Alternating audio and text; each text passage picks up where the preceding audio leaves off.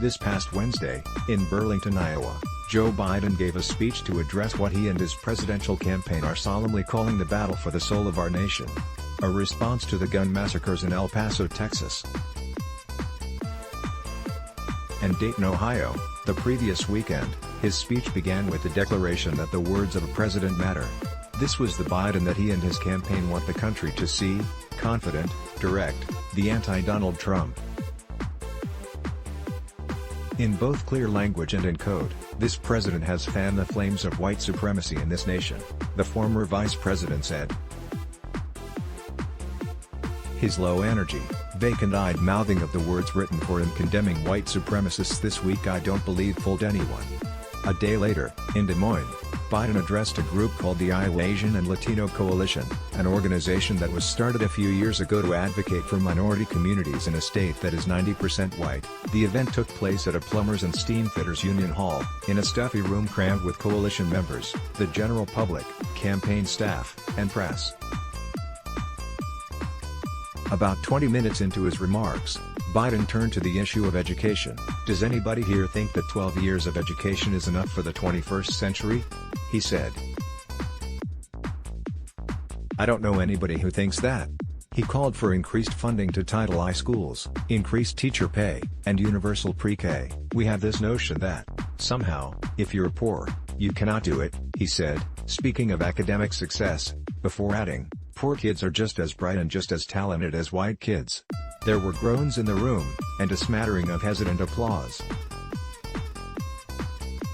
Biden quickly corrected himself.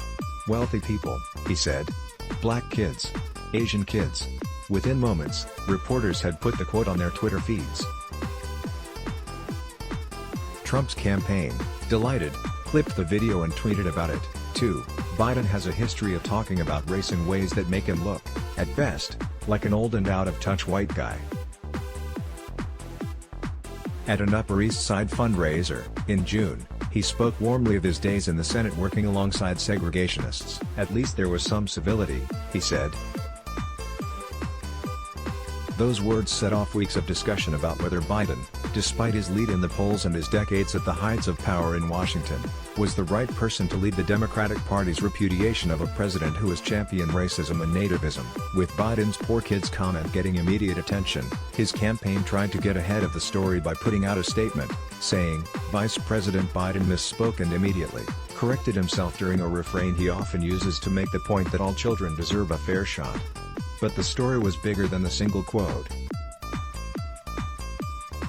Biden misspoke several times during his trip to Iowa, the state where, in 1987, his first run for the presidency fell apart, after he plagiarized Neil Kinnock, the former British Labour Party leader, in his stump speech. At the Iowa State Fair, on Thursday, he screwed up one of his new slogans, telling a crowd, "We choose truth over facts."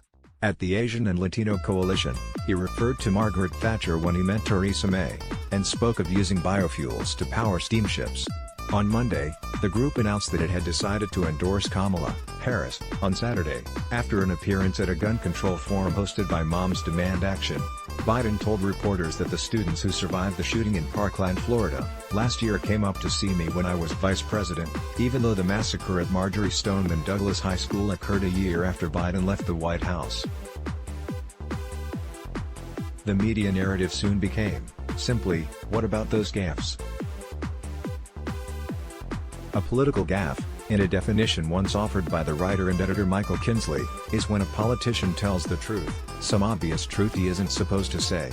In this sense, although Biden has described himself as a gaffe machine, his problem isn't gaffes. When Representative Kevin McCarthy crowed, in 2015, that the Republican Party's partisan investigations of the Benghazi attack had succeeded in hurting Hillary Clinton's popularity, that was a gaffe.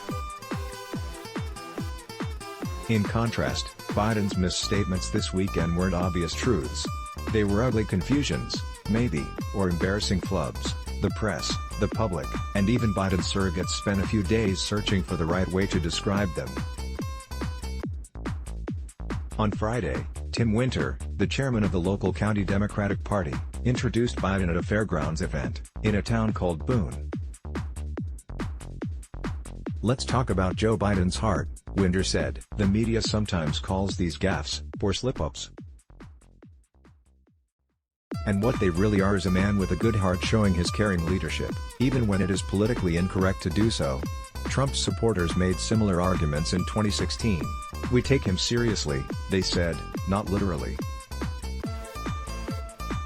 Obviously, Trump and Biden are not comparable, politically or personally, but it is becoming easier to imagine that, if Biden does become the Democratic nominee, the party and its supporters will be in for months of apologizing and explaining things away. After this weekend, Biden's campaign criticized national reporters for focusing on Biden's words at the expense of the issues.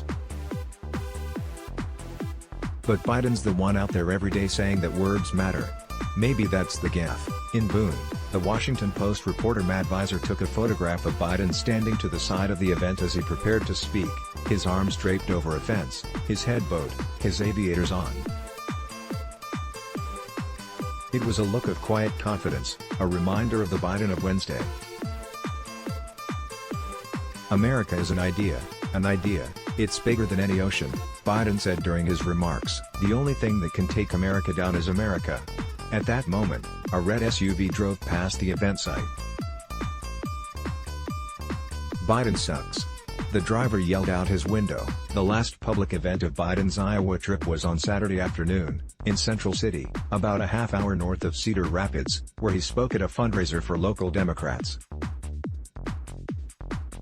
His campaign has been careful with how much time Biden gives to reporters and the unfiltered public, but in Central City Biden stuck around, lingering outside the venue as people came up to him with questions and requests for selfies. A mother and daughter told him about a struggle that the daughter, who might have been in high school or college, was facing. In response, Biden said, "Everybody has something to deal with." He spoke of a stutter that he lived with in his youth. It's the only sort of generic impediment that people still laugh at, when someone does that. But it is debilitating. It makes you feel like you can't be smart, like you must be some kind of idiot, he said. He was standing with his hands on his hips, holding eye contact with the mother and daughter, confiding in them, speaking of how he'd overcome certain challenges, but also of how he still lived with them. It's hard to ask a girl to go to PP prom, he said, stuttering for effect. He spoke about his mother. Even though she was no speech therapist, she'd say, "Joey, look at me, read your studies. You're so smart," he said. But it's all about confidence. Giving people confidence. Because everybody has something to deal with. Everybody. Let's block ads. Why?